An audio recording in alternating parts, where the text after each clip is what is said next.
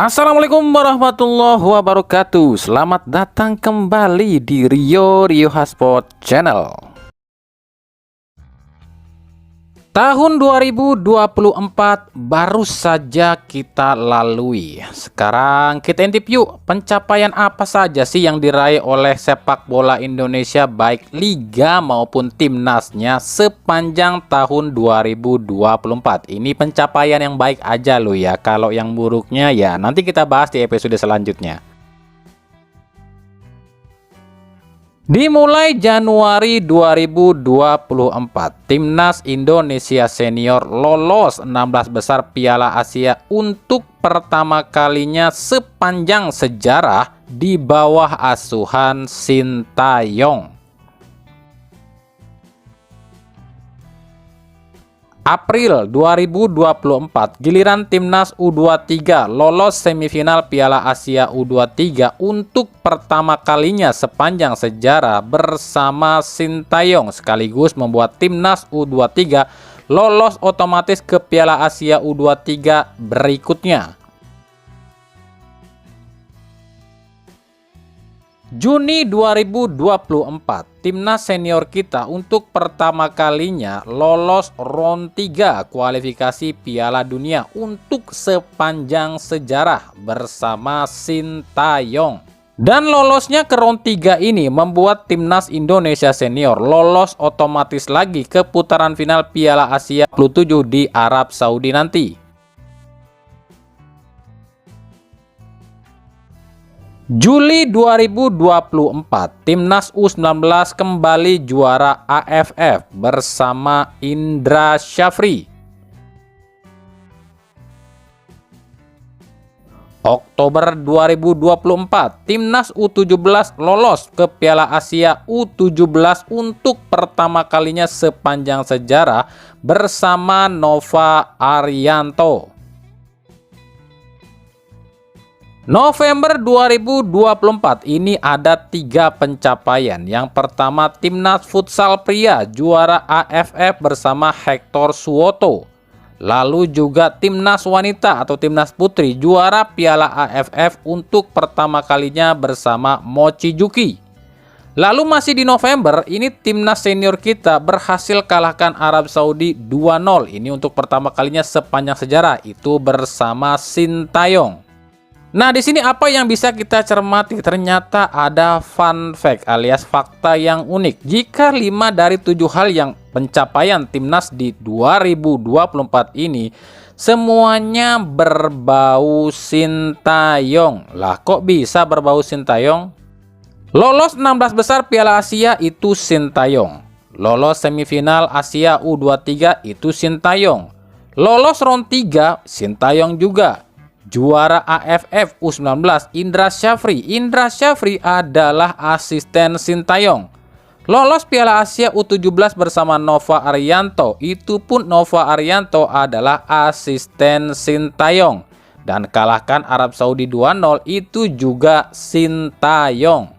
Tapi sebegitu banyaknya sederet prestasi Sintayong, masih ada aja loh yang bilang Sintayong gagal, Sintayong bapuk dan cuma bisa ngandelin pemain diaspora. Padahal ya Indra Syafri di U19, Nova Arianto di U17 itu juga pakai pemain diaspora loh. Dan mereka juga adalah asistennya Sintayong. Artinya semua pemain yang dipakai Nova Arianto maupun Indra Syafri itu adalah pilihannya atau atas rekomendasi Sintayong lo ya. Lah kok bisa? Ya iyalah, Sintayong adalah pelatih kepala timnas Indonesia. Maka wajar setiap pemain yang di bawahnya di kelompok usia, setiap pelatih di kelompok usia itu jika ingin memilih pemain itu harus berdasarkan rekomendasi atau persetujuan Sintayong. Contoh nih ya, Nova Arianto dan Indra Syafri milih pemain nih yang akan dipakai di timnya masing-masing nih. Itu kan pasti dikasih dulu dong ke Sintayong. Nih pemain-pemain saya yang ini nih. Akhirnya kan Sintayong datang tuh ke lapangan buat ngelihat permainan timnas U19 dan U17. Lalu nih dikasih masukan lah ke Indra Syafri dan Sintayong. Oh, pemain itu bagus nih. Ini. Akhirnya dieksekusilah oleh Nova Arianto dan Indra Syafri. Itu adalah tugas pelatih kepala timnas lo ya.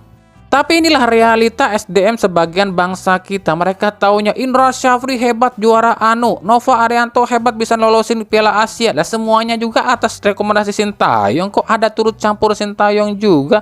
Tapi ya inilah realita bangsa kita. Cuma gara-gara terseok-seok di round 3 dan gagal di AFF, seolah hilang semua. Lupa semua prestasi Sintayong. Yang dilihat cuma apa? Kegagalannya doang. Itulah realita bangsa ini. Bahkan sekelas legenda Korea Selatan, Park Ji-sung ini merasa sangat heran loh. Kenapa sih orang-orang Indonesia itu menghujat Sintayong? Padahal menurut Ji-sung, sepanjang sejarah ini pertama kalinya Indonesia dikenal luas oleh dunia. Itu lantaran Sintayong loh ya. Saya setelah Sintayong jadi pelatih Indonesia selalu menyaksikan pertandingan Indonesia. Saya rasa Sintayong telah melakukan tugasnya dengan baik, yakni menyiapkan pemain muda yang kuat dan baik pula. Jangan pernah memandang sesuatu sebagai hal yang mustahil. Semuanya bisa terjadi asal dilakukan dengan kerja keras dan profesional. Dan saat ini Indonesia sudah berjalan di arah yang benar di bawah pelatih Sintayong. Berapa lama Indonesia tak dikenal dunia, tapi semenjak Sintayong melatih Indonesia, saya mendatangi klub-klub di Eropa. Di setiap klub itu bertanya soal Sintayong dan Indonesia, ujar Park Ji-sung.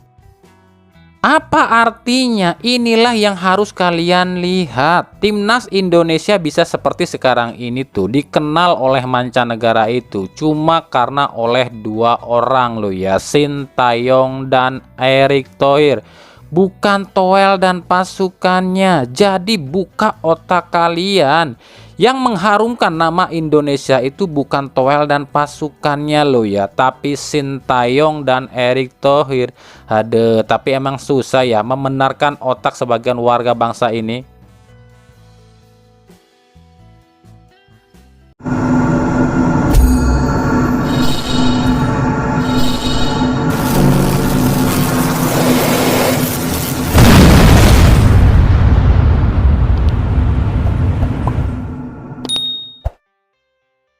Lanjut ya, inilah pernyataan Fourth Official atau perangkat pertandingan di laga PSM lawan Barito yang diwarnai kasus atau kontroversi 11 lawan 12. Ini ya, saya sebagai wasit cadangan lalai dalam menjalankan prosedur pergantian pemain, tidak teliti, terlalu buru-buru. Saya juga mohon maaf kepada teman-teman perangkat pertandingan, akibat saya terburu-buru, akibatnya pertandingan sampai terjadi double pemain. Saya juga mohon maaf kepada pelatih ofisial Barito, Coach Rahmat Darmawan, kepada juga PSM Makassar, ya, Coach Bernardo Tavares, ya. Saya mohon maaf atas kecerobohan, kelalaian saya dan kesalahan saya. Mungkin itu yang bisa saya sampaikan, Pak. Terima kasih. Assalamualaikum warahmatullahi wabarakatuh.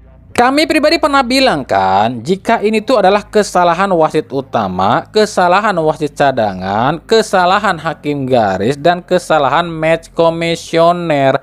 Harusnya orang-orang ini pun dijatuhkan hukuman sama LIB dan PSSI, bukan cuma PSM Makassar. Sebab penyebab utama hal ini terjadi adalah kelalaian orang-orang ini.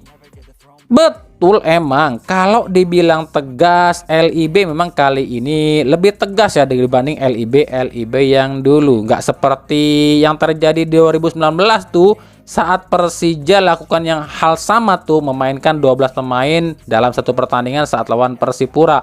Ya meskipun mainnya dari menit 88 loh ya, tapi Persija nggak dihukum apa-apa tuh sama LIB waktu itu. Ya karena waktu itu PSSI-nya amburadul, LIB-nya amburadul, Komdisnya pun amburadul. Ya meskipun sekarang juga Komdisnya masih amburadul. Tapi memang alangkah akan lebih baiknya kalau yang namanya perangkat pertandingannya pun diberikan sanksi juga sama LIB dan PSSI, atau belum kali ya? Lalu apakah PSM nggak bersalah nih? Nggak juga sih, sebab ini pun ada andil kesalahan PSM juga loh. Kenapa demikian? Sebab PSM kan tahu kalau yang namanya Syahrul Lasinar itu belum keluar dari lapangan. Nah, kenapa pelatih dan ofisial yang ada di bench pemain itu nggak meminta kepada fourth official atau match commissioner untuk menghentikan pertandingan dulu? Kalau kemarin ada yang bilang, kami udah ngomong tapi nggak digubris. Ya gampang, kalau nggak digubris ya kalian masuk aja ke lapangan, otomatis pertandingan berhenti dong. Tapi apa faktanya? Pihak PSM dan di bench PSM itu seolah diem aja atau membiarkan hal ini terjadi. Padahal mereka harusnya tahu loh ya, saat ini tuh ya di Indonesia nggak ada satupun kejadian yang akan luput dari pantauan pelatih-pelatih online lo ya. Kan ujung-ujungnya malah kena sanksi dan ribet kan PSM sekarang. Coba kalau waktu itu ketika Syahrul Lasinar belum keluar, ini official PSMT langsung masuk ke lapangan, kan pasti pertandingan berhenti dong. Kalau gitu kan nantinya official kita dihukum dong dan disanksi sama LIB. Ya nggak apa-apalah, hukumannya juga nggak kena tim kan, paling juga hukuman denda dan lain-lain. Sekarang daripada hilang poin, ayo. Jadi ya semuanya ini pun harus introspeksi diri lah. LIB salah, match commissioner salah, wasit dan asistennya pun yang bertugas pun salah, PSM juga salah. Yo wes. Bagaimana dengan Barito putranya nih? Ya Barito mah anteng-anteng aja. Sebab inilah fakta yang ada di Liga Indonesia. Tim yang dimiliki Esko PSSI itu tetap aman sentosa. Bahkan contohnya ya kasus Bayu Pradana aja tuh lakukan aksi nggak terpuji pada pemain PSM. Itu nggak dijatuhkan sanksi kok. Nah sekarang Barito ini kabarnya tengah memproyeksikan ya atau menyiapkan timnya ini agar nggak terdegradasi musim ini. Dengan segala cara pun diupayakan, termasuk salah satunya katanya akan meminjam nih Matias Mayer dari Bayangkara FC. Jadi kemungkinan ya gini loh, 4 pemain yang dibuang oleh Barito Putra yakni Lukao, Cecu Meneses, Al Haji Gero dan Yosep Ejejari ini akan digantikan oleh Anderson Nascimento, Renan Alves, Leo Gaucho, dan Matias Mayer. Nah mungkin ada pertanyaan dipikirkan kalian, kok bisa ya Renan Alves, Leo Gaucho, Matias Mayer ini ke Barito Putra? Ya lagi-lagi lah, ini ada pengaruh yang namanya ordal atau orang dalam, yang emang kalau ada ordal itu pasti berkuasa lah. Siapa sih yang berani sama Esko PSSI? Nah, Cecu Meneses sendiri kabarnya akan ke Malut United nih buat menggantikan posisinya Casio Shed ya di Malut United. Jadi kemungkinan pemain asing baru Malut United itu di putaran 2 adalah Cecu Meneses, Jonathan Bustos dan juga Sonny Nurde.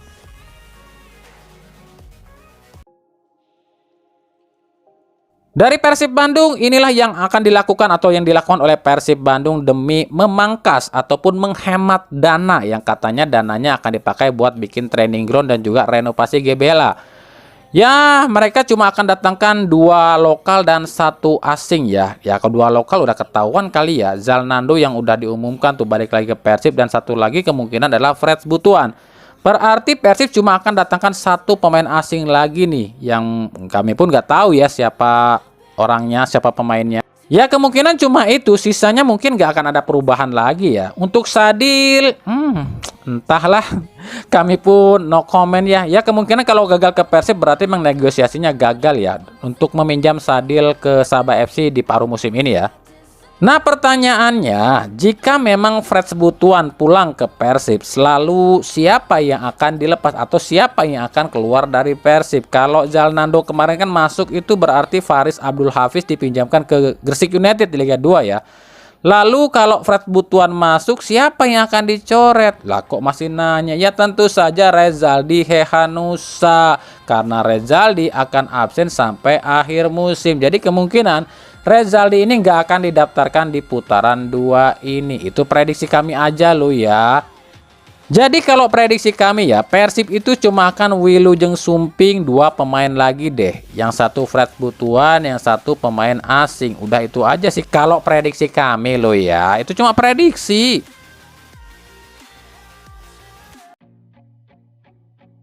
Dari Persija Jakarta, entah kenapa kami kok mencium aroma-aroma aneh ya di Persija. Apa itu ya? Nah, Persija kan saat ini dapat sponsor besar nih, tapi kok senyap banget ya di bursa transfer. Ini buat kami agak nggak lazim loh ya.